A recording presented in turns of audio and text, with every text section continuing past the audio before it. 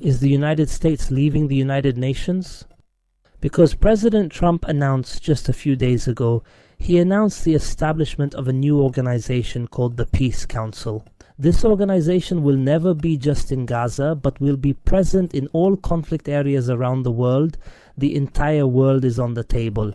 And the decision is not by military force, not by nuclear power, but by the money that will pay the $1 billion. He will have the final say on who will be in this council and who will be excluded from this council. And will China and Russia accept this? And what about the scenario of demise? Will this council be one of the means of demise? We will answer all these questions and more today. Stay with us.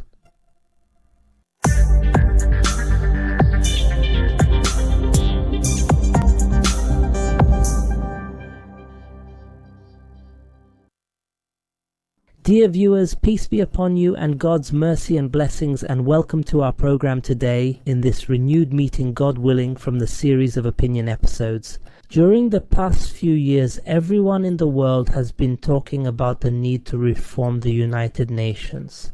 Everyone has been saying that the United Nations and its institutions are no longer effective. They were talking about the need to add more seats to the United Nations Security Council, discussing 1 or 2 seats for African countries, another seat for the Islamic world, and so on. But recently, if everyone has noticed, there is no longer any talk in this regard.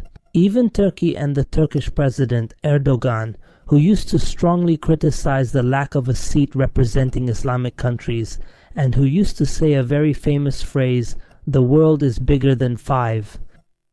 Today he no longer talks about this at all. Has everyone thought about this? Why is that? Why doesn't Turkey talk about this anymore? This is not because Turkey has given up on its goal of having a seat among the world's major powers. No, not at all. The reason is that the idea is no longer possible, is no longer feasible or applicable. That's it, the world has changed. Today the world has reached a point where United Nations reform is no longer possible. Even the American President Trump, during his first term as President of America, was proposing to reform the United Nations and was suggesting reforms for the Security Council. Today, when he returned to lead America, he brought new ideas. He no longer demands that. Now he bypasses the United Nations entirely, acting as if it doesn't exist. America's ambassador to the United Nations made a very serious statement about a week or 2 ago. He said that the United Nations is a ridiculous organization that Trump will never respect. And immediately after that, Trump issued a decision to withdraw from 31 organizations affiliated with the United Nations. America withdrew from United Nations Educational, Scientific and Cultural Organization, withdrew from the United Nations Council, withdrew from the Human Rights Council, withdrew from the World Health Organization, and also from a number of other organizations. Now, the only thing left for America is to withdraw from the United Nations itself. Is it possible for this to happen? Yes, it's possible, but not today, only after the alternative that was introduced 2 days ago succeeds.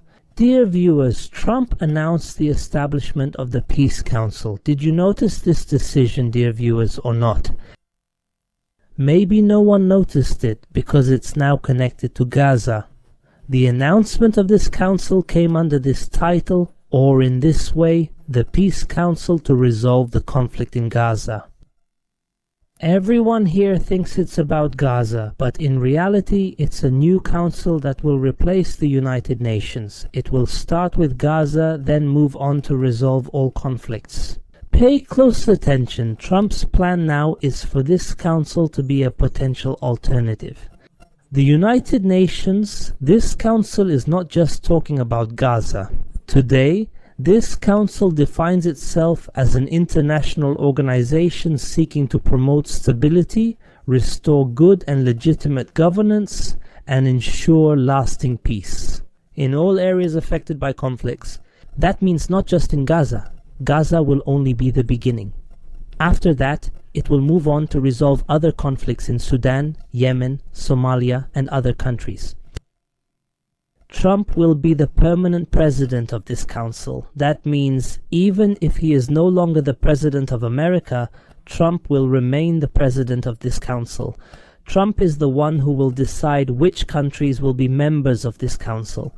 Decisions will be voted on by majority.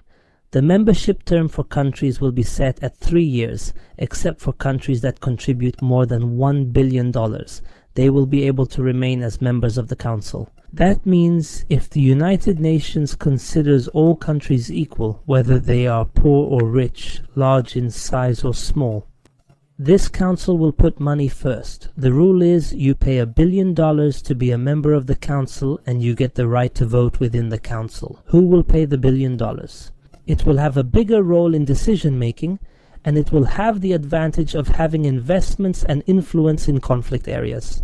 Money is what will determine the value of these countries in this council. When we talk about the United Nations Security Council, we're talking about 5 nuclear countries. If this is the standard for countries to win membership, this means that today North Korea has the right to have a seat. This also means that Pakistan and India have the right to get a seat as well.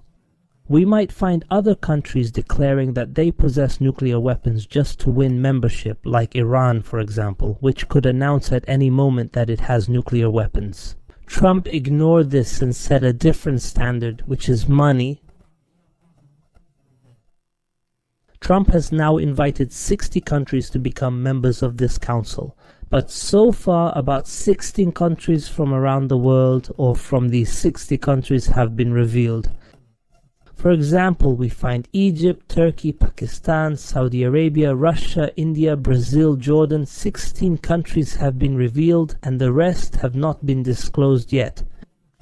We don't know if there was an invitation for Morocco or not. We don't know if there was an invitation for Algeria or not. And we also don't know if China is among those invited or not. Up until this moment, only about 16 countries have been revealed. The important thing is that this council will be gradually prepared to replace the United Nations.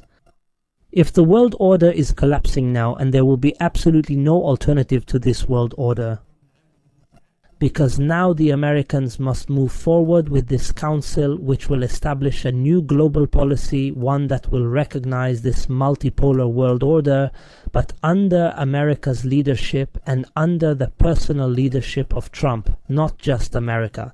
I mean, Trump wants to make himself the permanent leader of this new world order. This means that America will recognize the existence of multiple poles, it will recognize regional alliances, but it will remain at the head of these poles and alliances and so on. It will be the dominant power in the world. This is exactly the main goal of this council, to save America from this collapse, to preserve American influence and dominance. At the same time, America will retain the right to use force anywhere in the world, under this name, in the name of the Peace Council. Of course, if this military intervention or this American decision is voted on, and here, of course, since Trump is the one who invites countries, he has the right to add countries to the membership and to expel other countries from the membership, so he will always have the majority in this council. For example, if we look at these 16 countries that were revealed today, we will find out of 16 their countries. There are 13 countries that will never vote against an American decision. They revolve around America, meaning they will not vote against any American decision. Whether it's military intervention in Venezuela, in Mexico, in Colombia, even in Greenland, the decision will always be in America's hands. Trump, for example, will never invite Iran to be a member of the council. He won't invite South Africa, he won't invite Cuba or Algeria. He will invite China and Russia, but when he invites China and Russia, he will always make sure that the council doesn't have a majority that supports China's or Russia's decisions. He will invite China and Russia, but he will keep China's and Russia's allies away. And so, this way, he will ensure military intervention in a legal manner. I mean, we won't say it's a United Nations resolution, but a decision from this Peace Council. Will Russia and China agree? Of course not. They won't agree. These countries won't join this council. They will work to undermine the establishment of this council. Because these powers are not asleep. They know exactly about these plans. They know exactly what's being plotted today. They will not allow the establishment of a council that marginalizes the power of Russia and China on the global level. Don't expect there to be an outright public rejection. Neither Russia nor China will openly reject this council, because they don't want to enter into a direct confrontation with Trump. They have their own issues, their own political files in Ukraine and in a number of other regions, but they will work to undermine this establishment in other indirect ways. Even the European countries like France, Britain and Germany, these countries will reject the establishment of this council in this way, but they also will not announce that openly. Gaza is only the start. The main goal is to make this council an alternative to the United Nations, so there are many countries that will now, in the coming phase, move to support the role of the United Nations in resolving the conflict. Even Israel itself rejects this council, but only because it refuses to have Turkey as a member of this council. Also, even Turkey will not openly reject the establishment of this council. Why? It avoids clashing with America, which currently supports it in Syria against the separatist project to maintain its political interests in the region. It won't openly reject the council but will have reservations. Turkey will monitor the situation first. It will watch to see who will be in this council. Will there be an Islamic majority? Will the orientation be toward Israel? Ending resistance in Gaza? What direction will be taken in other regions? Somalia, Libya, Sudan, in all areas where Turkey is active. Therefore, it will not join as a founding member from the beginning, it will not pay to buy a permanent seat, and it will not recognize this council as an alternative to the United Nations. It will always leave things open, so it can at any moment rely on the United Nations or on China or on Russia, But here, pay close attention. Today, when Donald Trump became the President of America, there was a very strong agreement between Turkey and America. There was agreement on areas where their interests intersect. America set its national security strategy to focus on the western half of the globe. This means it is ready to make any deal, whatever it may be, in order to achieve this goal. The primary goal is the western half of the globe. Listen carefully, this is very important. For example, we find that Turkey recently maintained a very noticeable silence when America carried out a military operation in Venezuela, when America arrested and kidnapped the Venezuelan president Maduro. Turkey remained silent. At a time when it could have played a major role in rejecting the operation and criticizing the intervention through statements, declarations, and so on. It might have even reached the point of demanding Maduro's release, especially since Maduro had a close relationship with Erdogan, and they shared interests recently, among other things. So this silence is evidence that there is an agreement. We also see what happened today in Greenland is the same thing. Erdogan does not intervene, even though Turkey is a member of NATO and Paris is a member of NATO. Trump knows very well that if the Turks move and support Europe, they will put a lot of pressure on America, and they will give the Europeans a lot of leverage. They will add strength to the Europeans. Trump knows that Erdogan is a strong man, and he admits that publicly, even at the level of NATO. Today we're talking about the second largest power in NATO, which is Turkey. Add to that what's happening today in Ukraine. This conflict with Europe is the same thing. If everyone notices, Turkey has stepped back from intervening in many issues where Erdogan could have created very strong leverage.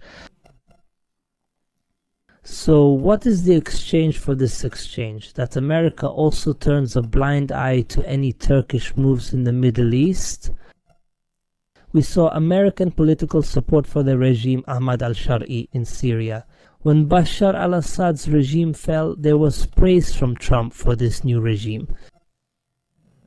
He acknowledged Erdogan as a strong regional leader who managed to defeat Bashar al-Assad, among others. Currently, there is a Syrian effort to unite its territories, backed politically by America. So the message is that America lets Turkey play however it wants, as long as it doesn't cross American interests. And the same goes for America. America acts in other areas however it wants, as long as it doesn't conflict with Turkish interests. That's how it is. So now when we talk about this peace council, don't expect open opposition from Turkey, but there will be silent reservations. And of course, no one can predict exactly what will happen in the future, especially when we talk about Gaza, when we talk about the scenario of disappearance that is approaching today. If America has abandoned this entity in Syria, everyone will know exactly what I mean, because there is a ban on videos when I speak directly, so everyone will know. When he sees that America has abandoned this entity in Syria, it means that it might abandon this other entity in the region in the future, especially since the relationship between Turkey and Saudi Arabia has become very strong today, and there are strong reports that Turkey will join the Saudi-Pakistani military alliance that was recently signed.